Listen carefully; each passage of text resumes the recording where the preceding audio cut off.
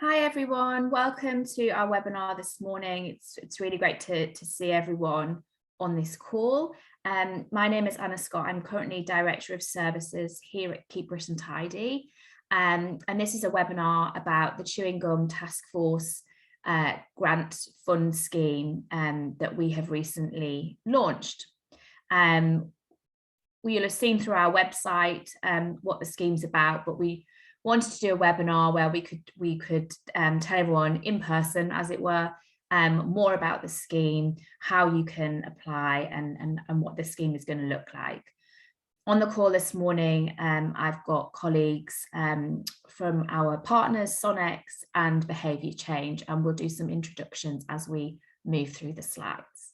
Next slide, please, Rob. So we've got an hour for the webinar this morning. It might not take that long. Let's see, depends how many questions come in from delegates. But this morning we'll introduce the Chewing Gum Task Force Grant Fund, look at the application and the evaluation process, go through the different fund packages that are available for councils to apply for, specifically cover the behaviour change and littering prevention element, which is a really important element of our work. And then there'll be plenty of time for your questions. Next slide, please, Rob.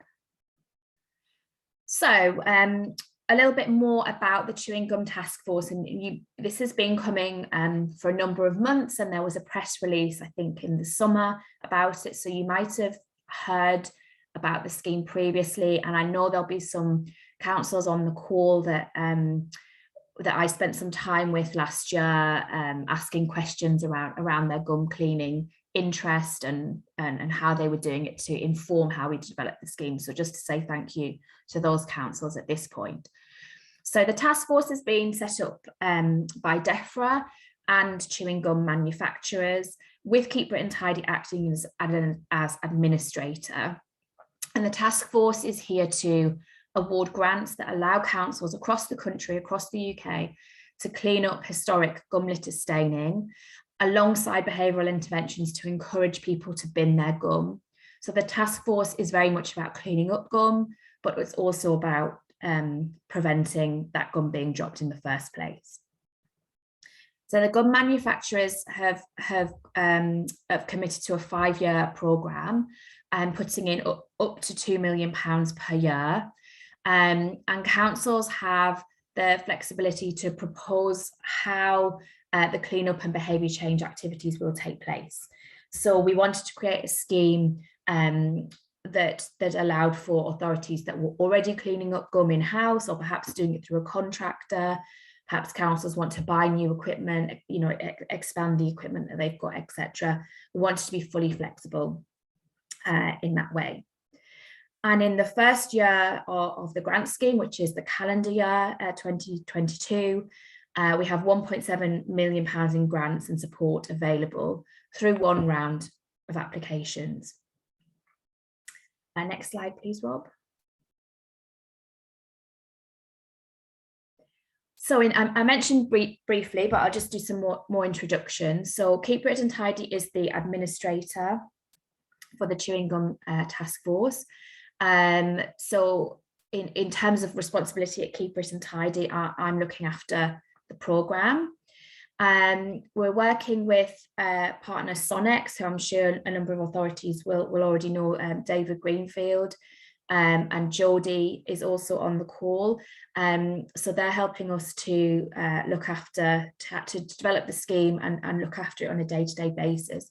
So if you have any questions when you fill in the expression of interest form and you have any questions, then Jodie will be the person answering those questions on a day-to-day basis.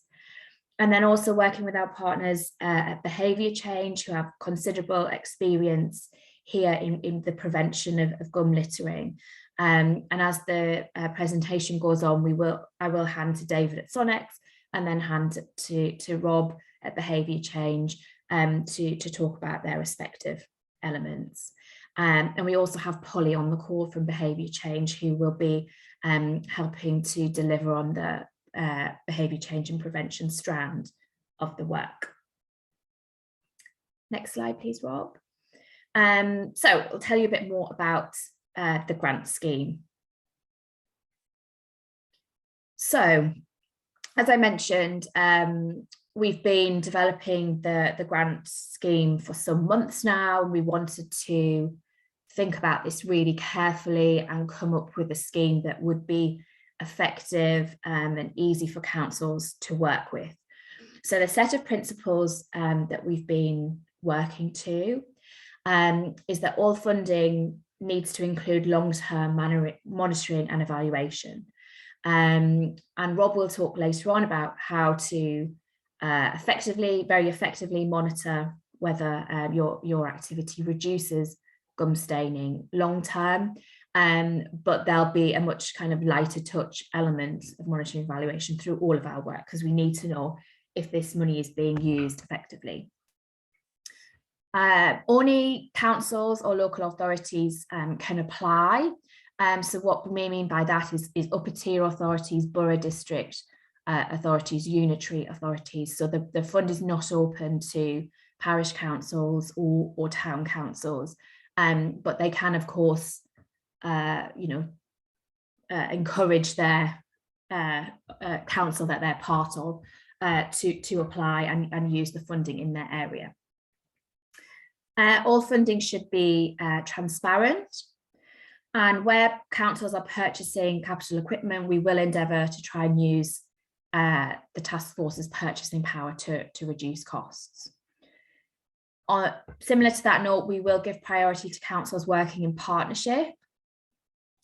And each UK country, England, Scotland, Wales, Northern Ireland, will get a proportion of the grant. So this is a national scheme. Should the sums allocated to the countries not be fully distributed, then we will distribute that money to other countries. And at the end of the grant period, if there are any unallocated funds, they will roll over to next year or be used by the Chewing Gum Task Force for other projects. Rob, next slide, please. Thank you. So the qualification criteria, how can you qualify for a grant from the Chewing Gum Task Force? So you need to be a waste collection or a waste disposal council or authority, or a partnership of more than 2 of those councils or authorities in England, Northern Ireland, Scotland or Wales. We're really keen to know that you have approval from the relevant cabinet councillor or member, but we're obviously aware that we're coming up to election period. So as part of the application process, we will ask you, have you got approval or can you get approval but before we allocate funding, because the relevant cabinet member might not be in place with elections. You have to be able to demonstrate the need for the grant, including providing time-stamped photos of problem areas. So we're really keen to see what your gum problem is like. You must put forward a proposal that is effective, achievable, sustainable and good value for money. And linking back to the part of the task force about behaviour change, you must commit to using the bespoke behaviour change prevention package. So if you're going to clean gum staining, you must also commit to trying to prevent gum litter returning in the areas that you've cleaned. You must complete the agreed cleansing activities within 3 months and put up the prevention signage, which Rob will talk about later on, within 3 days of the cleansing being completed. Then following the work being completed, there will be 3 short monitoring and evaluation reports to help us assess the ongoing benefits of the project. So that will be straight after you've cleansed, 3 to 6 months down the line, and then 12 months down the line. And we're really mindful of striking the right balance between collecting the information we need and not creating an unwieldy administrative burden on the councils that we're trying to help. So please take some assurances there. This is not going to be a hugely onerous reporting mechanism. Next slide, Rob. So the types of support. So the cleansing grant that you apply for, there are 4 different packages, and David will talk about them in some more detail, but all of those packages include a cash grant, the value determined by the package you apply for. You do not have this, it doesn't have to be match funded, so that's a question that we've had asked a number of times recently, and we have updated the frequently asked questions to include that. So you don't need to have match funding, and you can use it for any or all of the following activities. So you can use it for identifying areas to be cleansed, staffing for cleansing, so that could be extra staff or extending existing staffing, new cleansing equipment, refurbishment of existing equipment, or coordinating a partnership to deliver cleansing over a greater area. So as I mentioned before, we're very flexible about how you might use that cash grant. And in addition to that is an integrated prevention package. So cleaning and then preventing new gum from being littered is a fundamental part of what we're trying to achieve in the Chewing Gum Task Force programme. So councils will have access to the following alongside the cash grant. So this includes a post-cleanse package of littering prevention measures. 4 councils will have the opportunity to host a full evaluation of long-term behaviour change.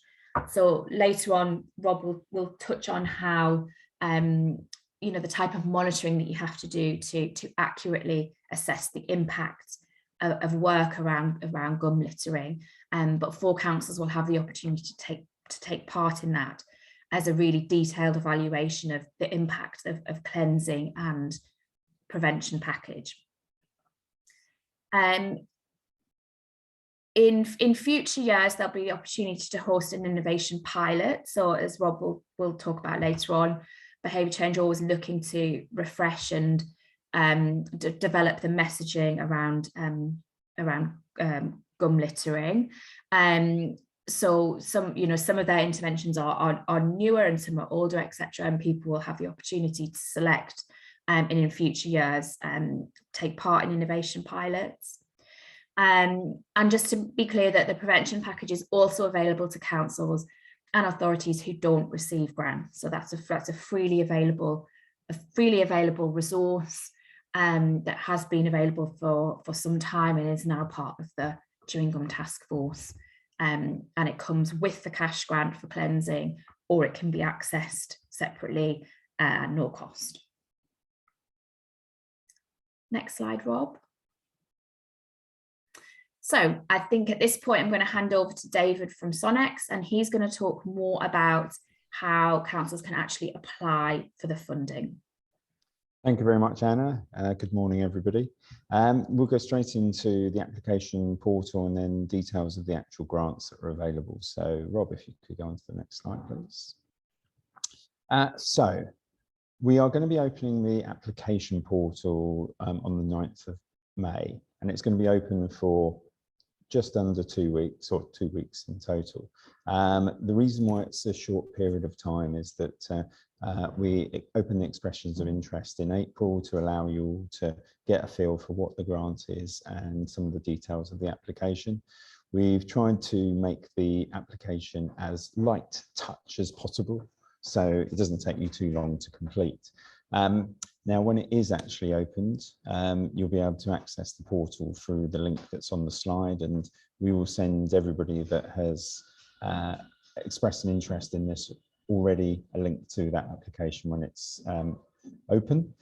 Unlike the draft application forms that you'll see that are on the website at the moment, there is only one form online. So you have to select the package you're applying for, and fill that application form in, and it will tailor itself to your package. As per any application, we would always recommend that you complete your answers offline before entering them into our portal, and you can download the application form in advance. Next slide, please, Rob.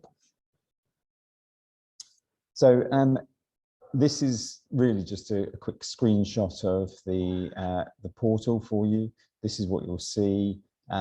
We will ask you about yourselves, and when I say yourselves, not you individually, your council, and all of the questions that we ask you for are needed, so please do fill them in. And at the bottom of that first screen, you'll see that there's a navigation tool at the bottom to allow you to scroll through.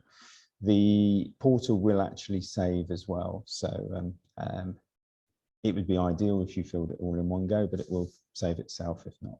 Next slide, please, Rob. So some of the questions are around eligibility, and if you answer incorrectly and are therefore ineligible, you won't be able to complete the rest of the application. And that's really critical because we have got some strict criteria for who's eligible. So please do make sure that when you're filling this in, you're filling it in and are eligible. We then, in section 2, asked you to talk about your application. Again, simple questions, short answers. Many of us have spent a long time putting applications in for grants and know what a burden it can be. So we've tried to design this so it's as simple and easy as possible without just saying a small amount. We need to be able to evaluate this if we get oversubscribed. So when you are filling these in, please do so with the basis that it might well be that we're oversubscribed and therefore we want as much concise and clear detail as to why you're applying for this grant. And please do use evidence. So as Anna mentioned at the beginning, we want to have evidence of where gum staining is already occurring. Please do put photos up and some of the implications of that. Next slide, please. And then the final section is all about the costs. We want you to be as accurate as possible. There's a number of questions on there. If you do have any questions throughout this process, as Anna said, Jodie will be able to assist with all of these questions, but it again has been designed to be as relatively simple as possible for you. The costs that you're applying for will be dictated by the total amount of, dictated by the grant that you've applied for. So if you ask for too much money compared to the grant that you're in, the form will tell you. And when you're finally completed all of the application, we'll want you to just submit it. So it's a very simple form, it's online. If there are any accessibility issues in terms of firewalls and everything like that, please do get in touch with us. And probably just a final thing on this slide. Coming back to the monitoring, we do want to know what size areas that you're going to be targeting. So if it's a high street, the length of the pavement that you're targeting and the square meterage. If it's a shopping centre, just to really be able to allow us to understand how much it costs per metre squared to actually undertake this cleansing. And that will of course have significant implications on what prevention signage you need as well. Next slide, please. So that's the application form. I'll take you through the scheme packages and the timeframes for applying. I know we've already seen one question about timescales, and I'll try and address that as well. So next slide, please. So these are the essentially 5 grants that are available to councils this year. We've got 2 basic packages, one which is a single council package, and that is for a cash grant of up to £20,000 for cleansing, and that £20,000 is solely for the cleansing activities. So where Anna described the sorts of things that would be eligible for the cleansing, that 20,000 would be for that amount. And then you will get, as part of that grant, if you're successful, the bespoke prevention package, which Rob will talk to you about. That's a non-cash award, so you will get that as a package of support. So when you're applying for the grants, any of the grants, you're essentially only asking for money towards the cost of cleansing. You don't need to ask for money towards the cost of prevention, signage or anything like that. So we have a single council package, which is for councils, so waste collection authorities or unitary authorities, that's for up to £20,000. We then have a partnership package, and this is for councils that are applying to work together. And again, for waste collection authorities, district borough councils, unitary councils, those that have responsibility for waste management at a statutory level. When we say a partnership, we mean a partnership of two authorities or more working together to try and both cleanse and prevent gum staining across their 2 areas, 3 areas, 4 areas. It might be this is coordinated by a county council, it might be coordinated by a regional partnership. We wanted to recognise that actually this is a cross-boundary issue as well. So you'll see that there is up to £70,000 available for cleansing, again cleansing, in this package. For this package in particular, there will need to be a lead authority, and that is solely for the purposes of applying. If you do apply as a lead authority, the partners within that bid will have exactly the same responsibilities as the lead. We then have 2 innovation packages. One is an extended monitoring and evaluation package, and this is available for up to 4 councils. And we anticipate that this will be a long-term monitoring of behaviour change. Rob will talk about this in particular in detail in a couple of slides' time. But to be clear for everybody here, this package is £20,000 worth of cleansing and then a long-term behaviour change package, which will be around making sure that this is a much more detailed evaluation of the impact of signage and the impact of cleansing. We then have an innovative targeting package, and this really is to try and open the door to some new technologies and new concepts and identification of cleansing sites. So traditionally, we spend quite a lot of time just looking at the streets and understanding, okay, that area looks quite dirty.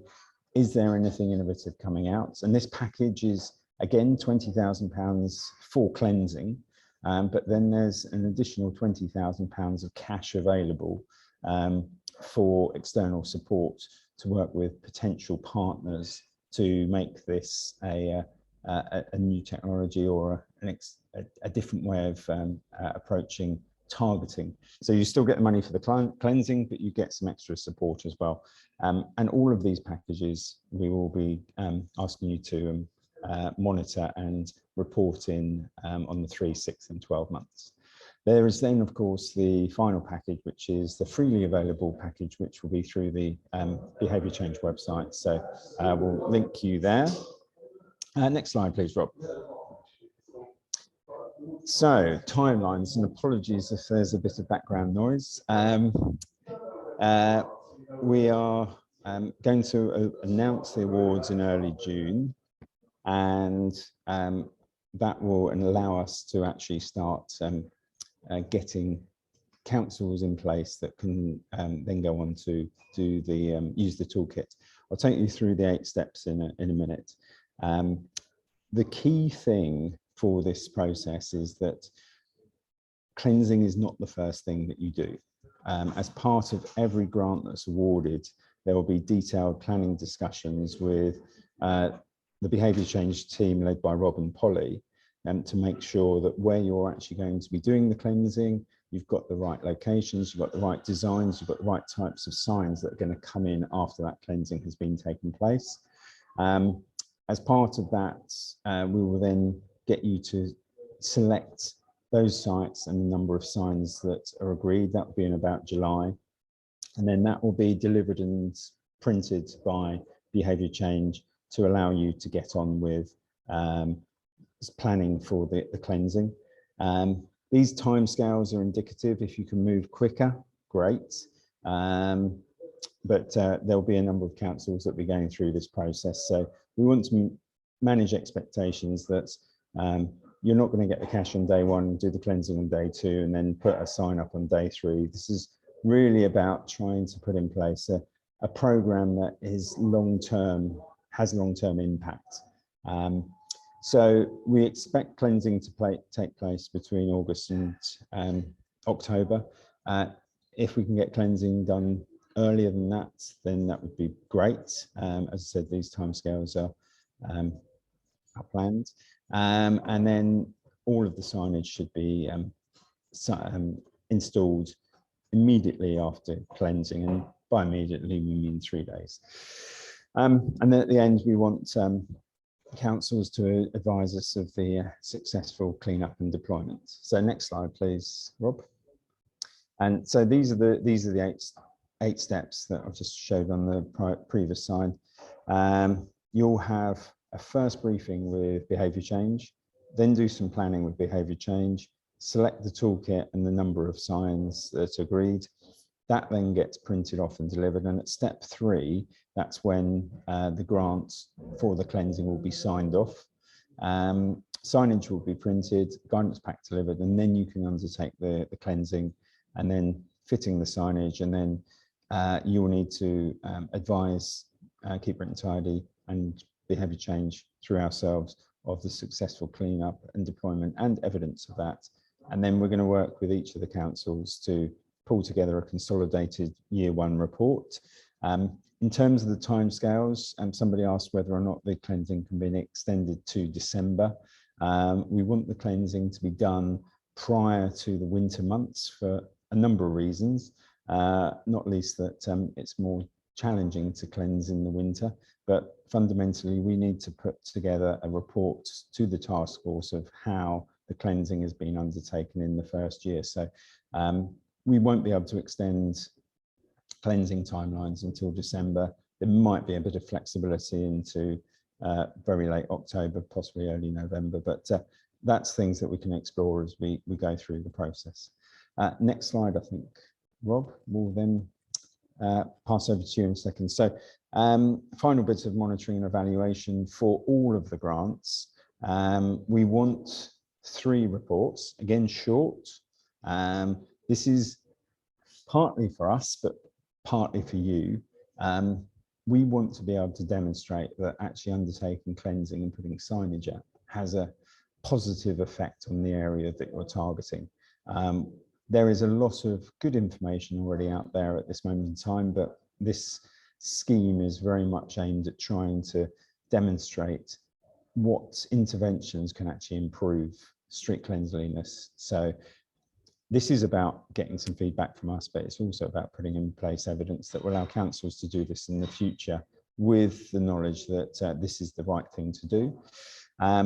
We want to be able to demonstrate how you're using your grant money, how far the grant goes, and how long it takes and how effective it is. We also want to try and explore whether or not we can demonstrate changes in public behaviour for all of the grants.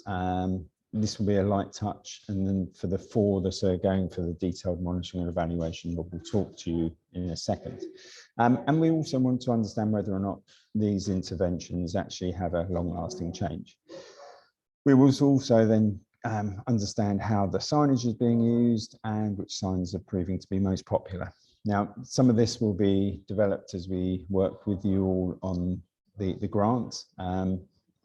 But fundamentally, this is what we want to achieve through the monitoring and evaluation process. I think that's it from me. So I'm going to pass over to Rob to take you through the detail of the monitoring and evaluation for the 4 deep dive ones, and also for some of the signage package that will be available to all councils.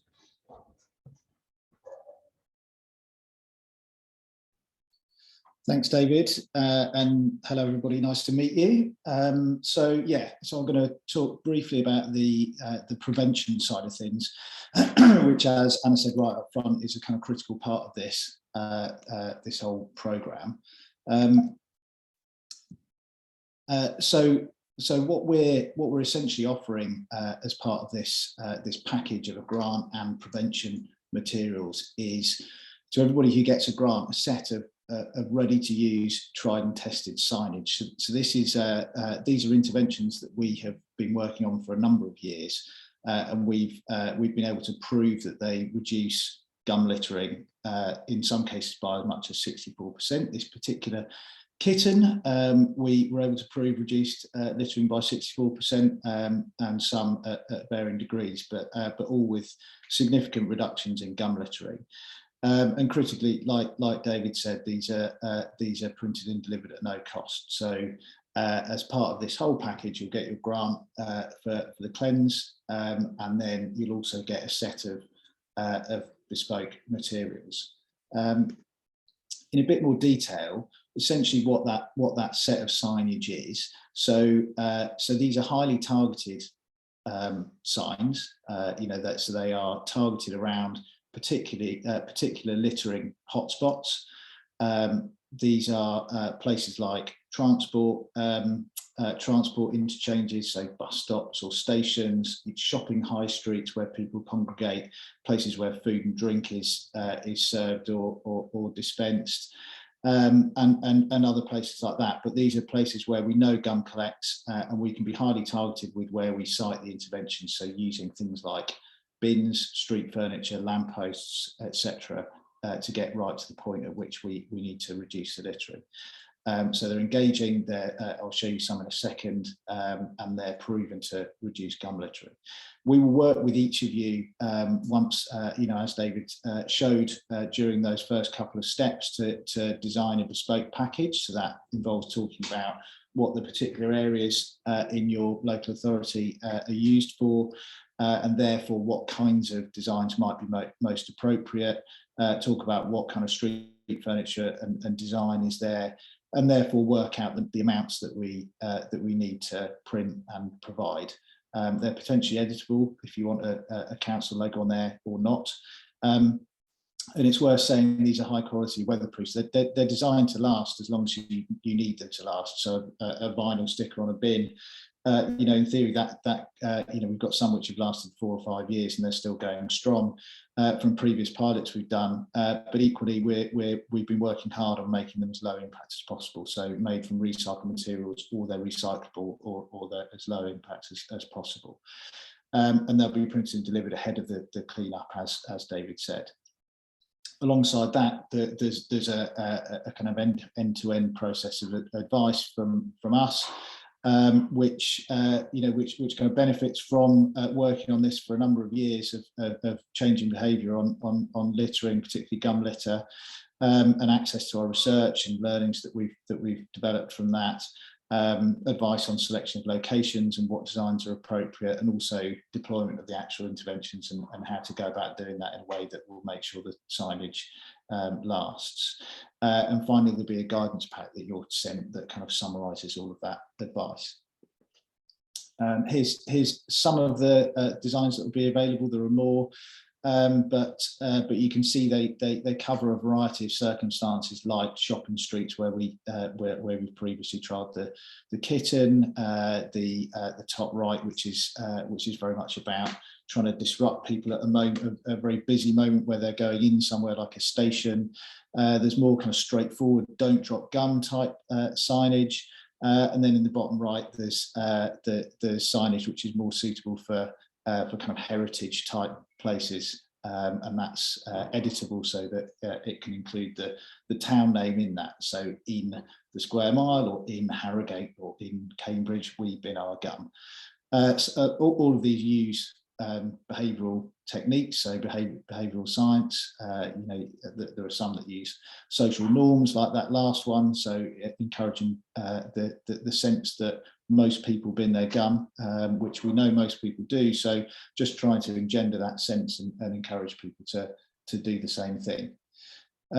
These are all available on the Tackle Gum Littering website, which you may have already visited. It's linked to from the Chewing Gum Task Force page on the Keep Britain Tidy website. So if you haven't had a chance to look at that, go and have a look now.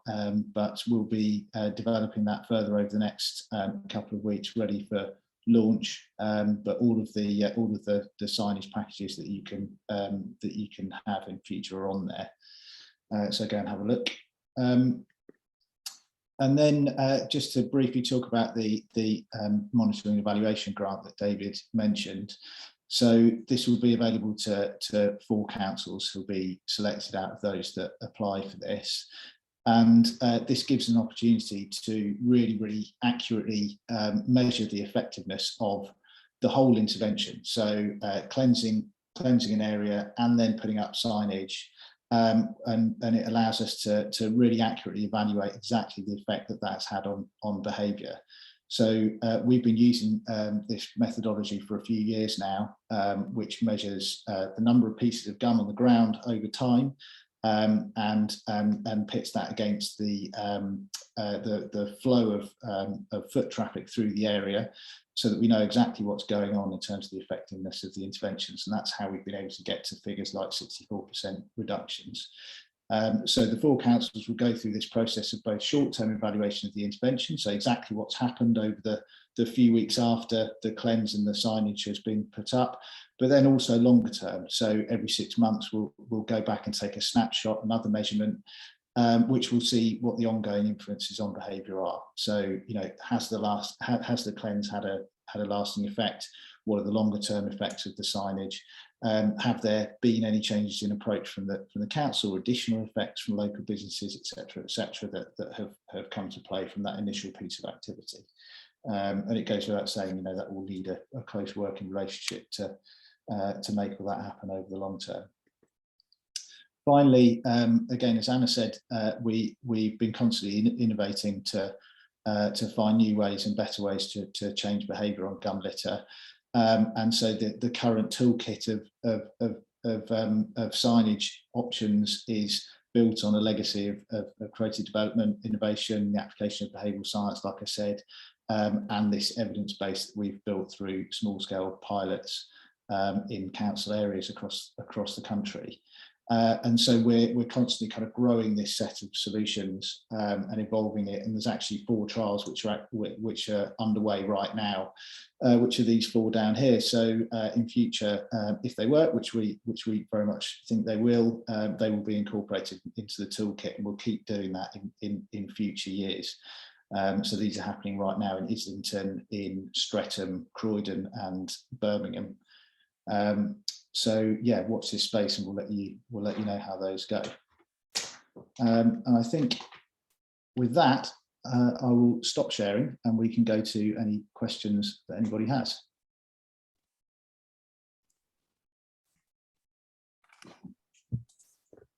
Great stuff. Thank you so much for that, Rob. So I'll read out some of the questions. I think some of them have been answered during the session. Some of them were asked prior to the answer being given, but we'll go back over them anyway. So a number of people asked if the slides and a recording of the session will be available after today. And yes, that all attendees will get the slides and a recording of the session emailed to them. So that answers that one. And also a number of people had asked to see examples of the behaviour change campaigns, and that was before they were presented. But there is a link, tacklingGumLittering.co.uk, where the examples can be seen. So I'll go to some of the specific questions we've had now. So at the start of the session, David asked a question about the reporting year, and I think you actually answered that live, didn't you, David? Okay, so we'll go back over that one. Fiona Waters has asked, and again, I think this was before it was answered live, will priority be given to councils working in partnership with other councils or bids? And again, I believe that was covered in the session, wasn't it? Okay. Yes, maybe if I just add to that. And sure. I think, yes, we have got the 4 different grant categories. We have got specific process for actually evaluating if we are oversubscribed. So the tendency is we want to get councils working in partnerships, and we want councils to work in partnerships with their business improvement districts, their town councils, their parish councils. So where you can demonstrate a partnership approach, that's going to be much more favourably evaluated should we get to a point where we're oversubscribed. Thanks, David. The next question comes from Alison. So Alison has asked, can the cleansing grant be used to pay an external contractor to carry out the cleansing? And I think, Jodie, you indicated you'd get this one. Yep, hi everyone. Yes, it absolutely can. The cleansing grant is really designed to be as flexible as possible in order to kind of help you cleanse your streets however is going to work best for you. So yes. Next question comes from Steve, and again, I think this is answered live, but we'll go over it again. So he's indicated, obviously, the timeline given was August to October. There's potential for cleansing staff to be under pressure with leaf fall dependent on weather. Yes, we are very considerate of the challenges that cleansing staff will have. We want to be as flexible as possible on this. So if this is a case where you're going, actually what we do is normally pay for staff to move from street cleansing onto gum cleansing, put that into the application. Yes, it is a slightly more challenging period of time, which is one of the reasons why we also don't want to push it too far into November and December. If we can get some councils through the steps to start cleansing earlier, we will. So I think probably the key thing is to say that if you apply and you get awarded the grant, don't hang around, do get in touch with the process and make sure that you can go through the first 5 steps before the cleansing occurs as quickly as possible. So that will be working with all of us to make sure that can be done. But we do understand, and we'll try to be as flexible as possible on that. Thanks, David. Richard has asked a question around preferred suppliers. So Richard has asked, are there preferred suppliers of specialist cleansing equipment recommended that we should be considering, given there may be a possibility of combining purchasing to get best value? And I think, Jodie, you've indicated you're happy to take this one. I did, but I actually think it might be a better question for David thinking about it, so I might hand that one over. At this stage, we're not going to be recommending any equipment or suppliers to councils because that's not part of our role. However, we are keen to make sure that if people have got evidence of good cleansing, that can be shared.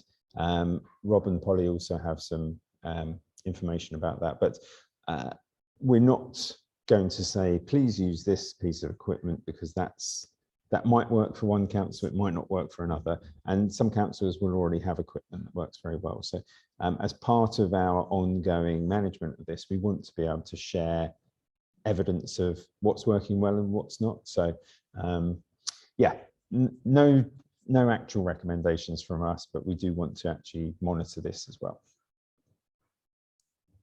Thanks, David.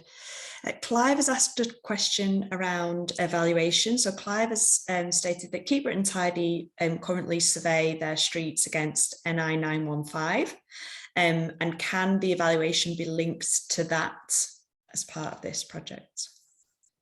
I can answer that, Nick.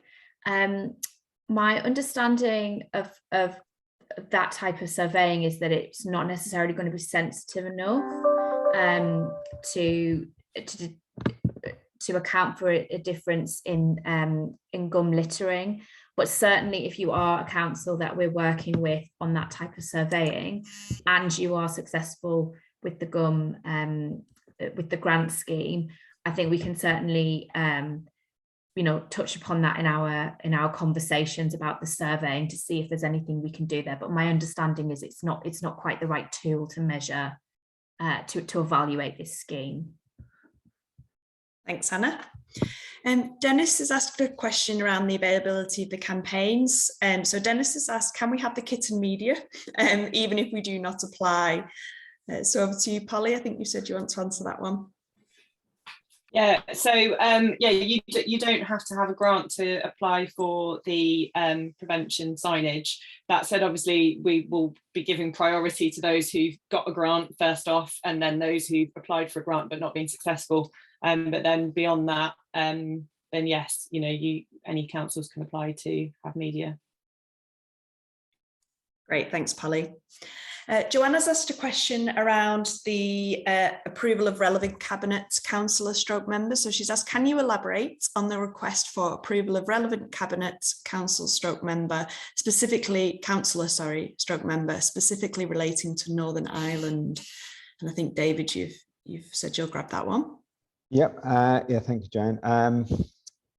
Fundamentally, we want to make sure that a council that is applying for the grant isn't just applying as an operations team. We want to get whole council buy into this, because we know that in many cases a lot of the prevention is going to need to be championed by local councillors, local members, local politicians. So in relation to a specific sign off from a political member of the council is what we're after. So if we have by any chance not covered that through Northern Ireland, I apologise, but essentially we want to ensure that we have political sign-off for these grants, so that it gets the most traction when it actually gets delivered. Thank you. Next we come to a question from James. So James has asked, I wonder if an all Wales bid would be sensible. Seems like a lot of monitoring and evaluation and potentially procurement too. So combining all in the back office / admin work might be more efficient. I love that question. I'm not going to answer it though. In terms of, yes, if Wales came together and all unitary authorities wanted to work together to actually develop something, I think there's probably two elements of that. One, which is that would be a brilliant place to be. And I think if Wales do get to that point, then we'd need to look at that as part of what's already in place and what could be done.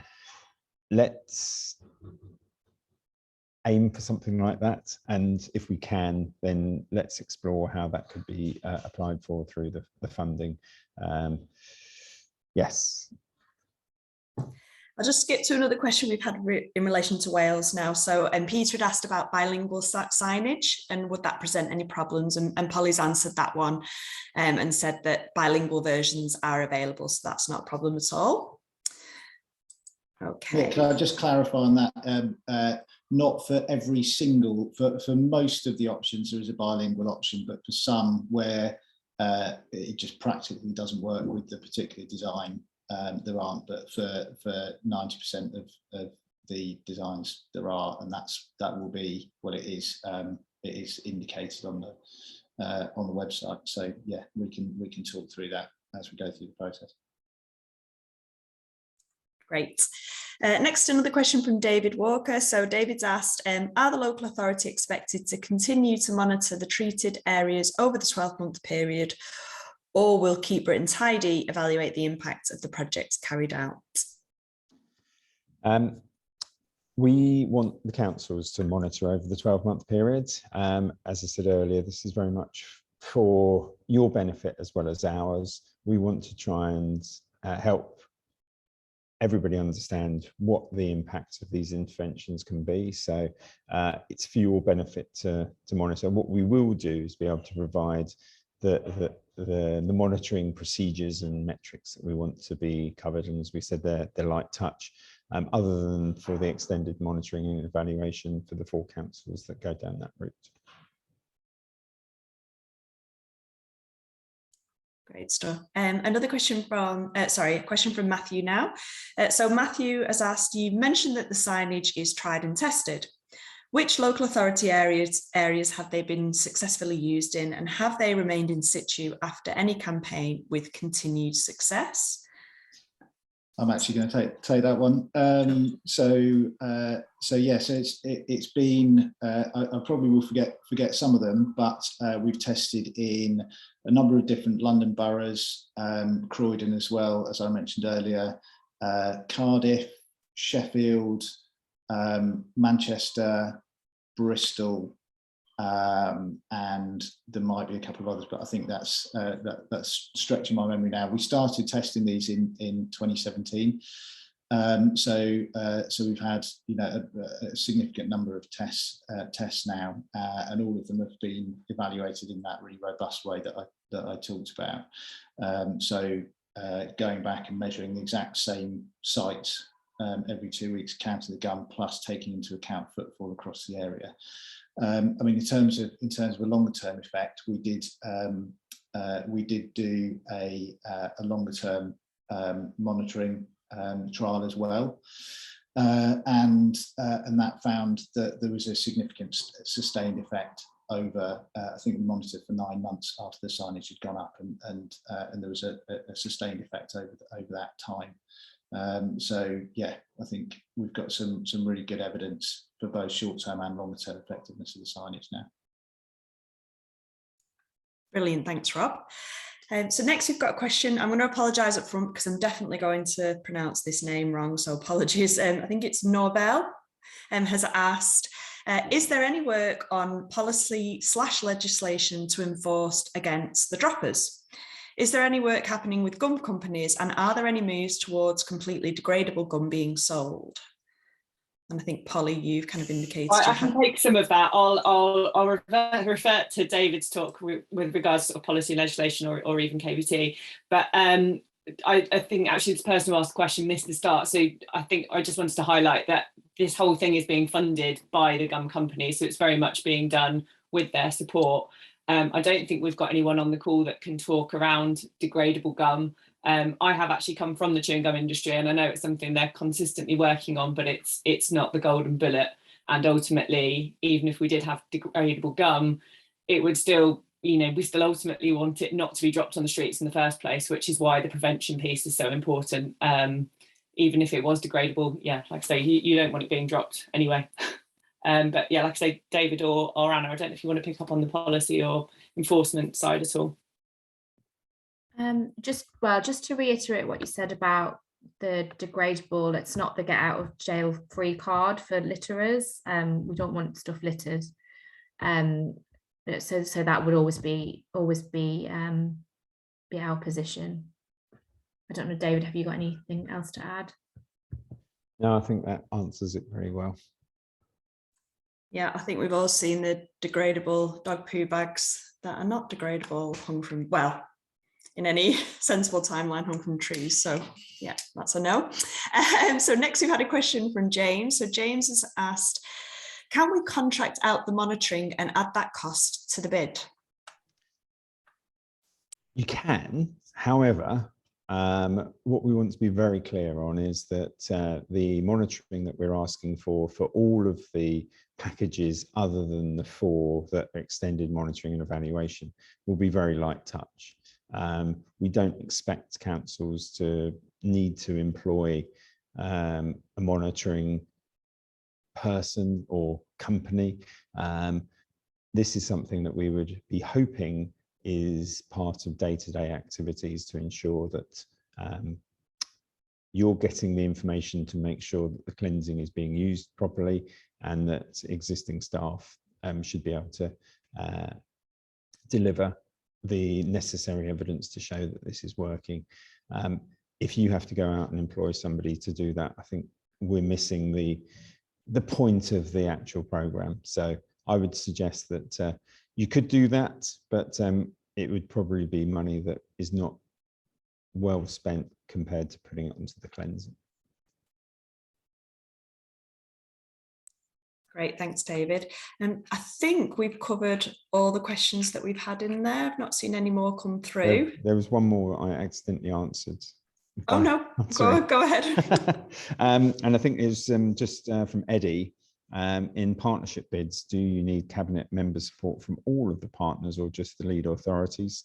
We would like in partnership bids, each of the councils to have approval from all of their relevant political leads. Again, just from a making sure the partnership's going to work perspective, if you've got a lead partner that has got political support and the other partners haven't, that could cause a lot more problems down the line. So it is very much around, if you are coming together for a partnership, we want the partnership to be able to continue working beyond what's already happening. So we need to have that political support as well as officer support.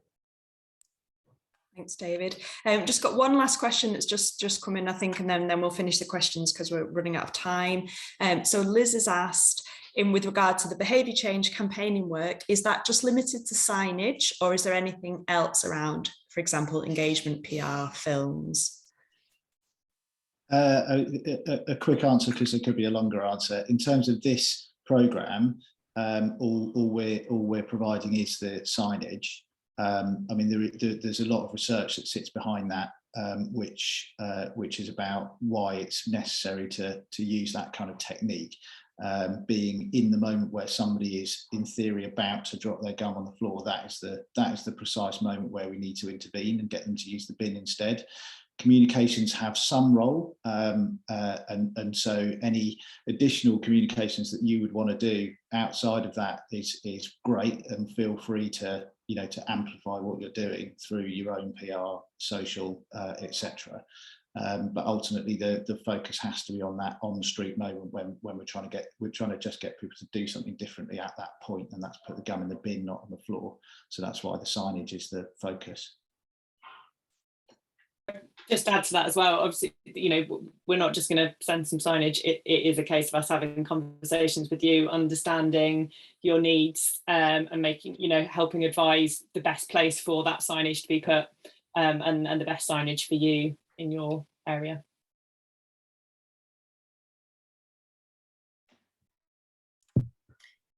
Thanks, everyone. I'm just going to wrap up. We're nearly out of time. Thanks to everyone for coming. Thanks for all of the panelists, David and Geordie at Sonics, and Rob and Polly at Behaviour Change, and also Nick for helping drive the tech at Keep It Tidy. As you'll all have got to this webinar through the Chewing Gum Task Force webpage on the Keep It Tidy website. On that web page, there is a list of answers to frequently asked questions. So if there's anything we haven't answered today, or anything that you think of, please look at that page to see if it answers your questions. If it doesn't, please get in touch with Jodie via the online form, or if you've already expressed your interest, you will have had an email from Jodie, so you can contact her directly. If we keep getting similar questions, then we will update the frequently asked questions to make sure that that's responding to any clarifications that people have.